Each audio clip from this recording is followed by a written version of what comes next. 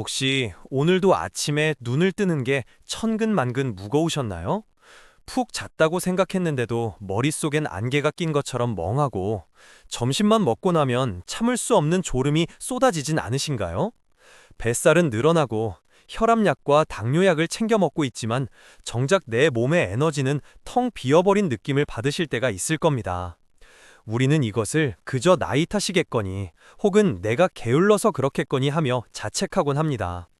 하지만 여러분, 이건 여러분의 의지 문제가 아닙니다. 지금 여러분의 몸, 그리고 뇌 속에서 아주 중요한 엔진이 꺼져가고 있다는 신호라면 어떡하시겠습니까? 오늘 우리는 당신을 괴롭히는 대사증후군이 사실은 뇌의 위기라는 충격적인 진실을 마주하려 합니다. 병원에 가면 의사 선생님은 이렇게 말합니다. 혈압이 높네요. 혈당 조절하셔야 합니다. 중성지방 수치가 위험합니다. 그래서 우리는 약을 먹습니다. 수치는 조금 좋아질지 모릅니다. 하지만 기분은 어떤가요? 여전히 우울하고 불안하고 만사가 귀찮지는 않으신가요? 이상하게도 대사증후군을 앓는 많은 분들이 우울증이나 불면증 같은 마음의 병을 함께 겪습니다. 우리는 이 둘을 서로 다른 병원, 서로 다른 약으로 해결하려 하죠. 내과 따로, 정신과 따로 말입니다. 하지만 만약 이 두 가지가 사실은 하나의 뿌리에서 나온 다른 가지라면요? 여기 그 연결고리를 밝혀낸 한 의사가 있습니다. 하버드 의대의 크리스토퍼 파머 교수는 20년 넘게 환자들을 치료하며 놀라운 사실을 발견합니다. 정신질환을 앓는 환자들에게 대사치료를 했더니 몸뿐만 아니라 마음까지 기적처럼 치유되었다는 것입니다. 그의 저서 브레인 에너지는 바로 그 비밀을 담고 있습니다. 파머 교수가 지목한 우리 몸의 진짜 주인공, 바로 미토콘드리아입니다. 학창시절 생물 시간에 들어보셨을 겁니다. 세포의 발전소라고요. 하지만 미토콘드리아는 단순히 에너지만 만드는 곳이 아닙니다. 우리 몸의 대사를 지휘하고 뇌세포가 어떻게 반응할지 결정하는 사령관입니다. 대사증후군은 쉽게 말해 이 미토콘드리아라는 엔진이 고장난 상태입니다. 잘못된 식습관, 만성 스트레스, 수면 부족이 지속되면 미토콘드리아는 과부하가 걸립니다. 에너지를 제대로 만들어내지 못하고 오히려 매연 같은 활성산소를 뿜어내며 세포를 공격하기 시작하죠. 문제는 우리 뇌가 몸에서 에너지를 가장 많이 쓰는 기관이라는 점입니다. 미토콘드리아가 고장나면 몸의 대사도 망가지지만 가장 먼저 타격을 입는 건 바로 뇌입니다. 뇌세포에 에너지가 공급되지 않으니 뇌는 비상사태를 선포합니다. 그것이 바로 여러분이 느끼는 불안, 우울, 그리고 멍한 증상입니다. 당뇨병의 전조증인 인슐린 저항성, 많이 들어보셨죠? 이것은 세포가 문을 걸어 잠그고 당분을 받아들이지 않는 현상입니다. 혈액 속에는 당이 넘쳐나는데 정작 미토콘드리아는 연료가 없어 굶고 있는 기이한 현상. 이것이 뇌에서 일어나면 뇌세포는 서서히 굶어 죽어갑니다. 고장난 미토콘드리아는 염증이라는 불길을 일으킵니다. 뱃살, 즉 내장지방은 단순한 지방 덩어리가 아니라 염증 공장입니다. 여기서 뿜어져 나온 염증 물질은 혈관을 타고 뇌로 올라가 뇌세포를 공격합니다. 몸이 아픈데 마음이 편할 리가 없는 과학적 이유가 바로 여기에 있습니다. 너무 무서운 이야기 같나요? 하지만 반대로 생각해보세요. 미토콘드리아 기능을 회복시킨다면? 몸의 대사증후군뿐만 아니라 오랫동안 여러분을 괴롭혔던 마음의 병까지 한 번에 치유할 수 있다는 뜻입니다. 파머 교수의 환자 중 한 명은 수십 년간 정신분열 증세를 앓았지만 대사치료를 통해 약을 끊고 완전히 새로운 삶을 찾았습니다. 그렇다면 어떻게 해야 할까요? 첫 번째는 연료를 바꾸는 것입니다. 우리는 너무 많은 정제탄수화물과 설탕에 중독되어 있습니다. 이것들은 미토콘드리아를 폭주시키고 금방 지치게 만듭니다. 마치 장작불에 휘발유를 붓는 것과 같습니다. 확 타오르지만 금방 꺼져버리죠. 파머 교수는 케토제닉 식단, 즉 저탄수화물 고지방 식단의 중요성을 강조합니다.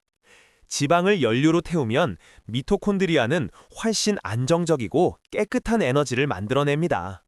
이것은 뇌세포에게 최고급 휘발유를 넣어주는 것과 같습니다. 혈당 롤러코스터가 멈추고 뇌는 차분해집니다.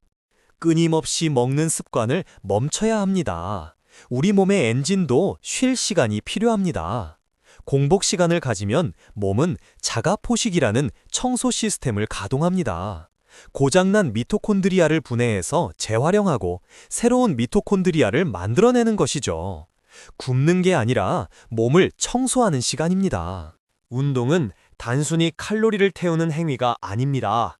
숨이 차고 근육이 뻐근할 때 우리 몸은 에너지가 더 필요하구나 라고 인식하고 미토콘드리아의 숫자를 늘립니다. 발전소가 많아지면 더 많은 에너지를 더 효율적으로 낼 수 있게 됩니다. 아무리 좋은 음식을 먹어도 잠을 못 자거나 스트레스를 받으면 호르몬이 교란되어 미토콘드리아 기능이 뚝 떨어집니다. 밤 11시부터 새벽 3시, 뇌가 독소를 씻어내는 이 골든타임에는 반드시 불을 끄고 쉬어야 합니다. 갑자기 모든 걸 바꿀 수는 없습니다. 오늘 당장 밥 한 숟가락을 줄이고 저녁 식사 후 가벼운 산책을 시작해보세요. 설탕이 든 커피 대신 물 한 잔을 마시는 것. 이 사소한 행동들이 여러분의 미토콘드리아를 다시 깨우는 신호탄이 됩니다.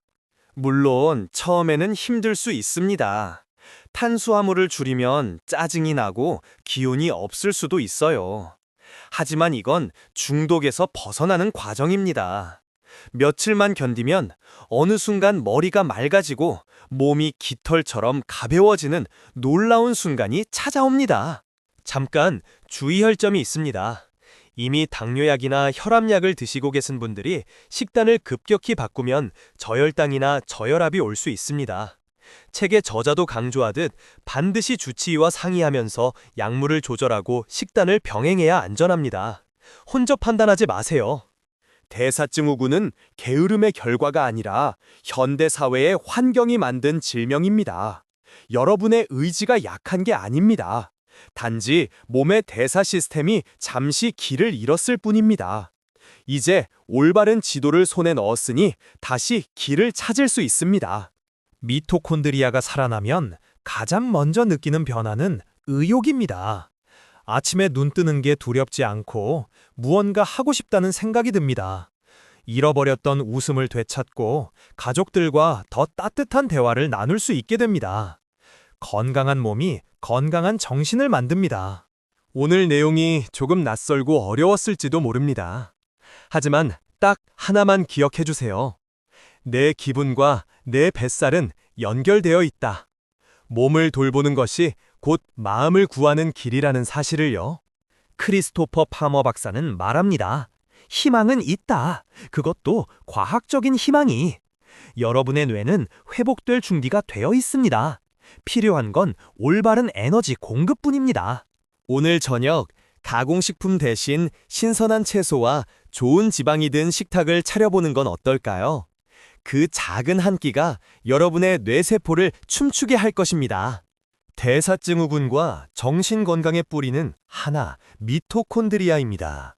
정제 탄수화물을 줄이고 좋은 지방을 섭취하며 충분한 수면과 간헐적 단식으로 세포의 엔진을 다시 켜세요. 여러분의 몸과 마음이 다시 환하게 빛나기를 진심으로 응원합니다. 오늘 내용이 도움이 되셨다면 구독과 좋아요 버튼을 눌러주시고 지금 당장 물 한 잔을 마시는 것으로 치유를 시작해보세요. 감사합니다.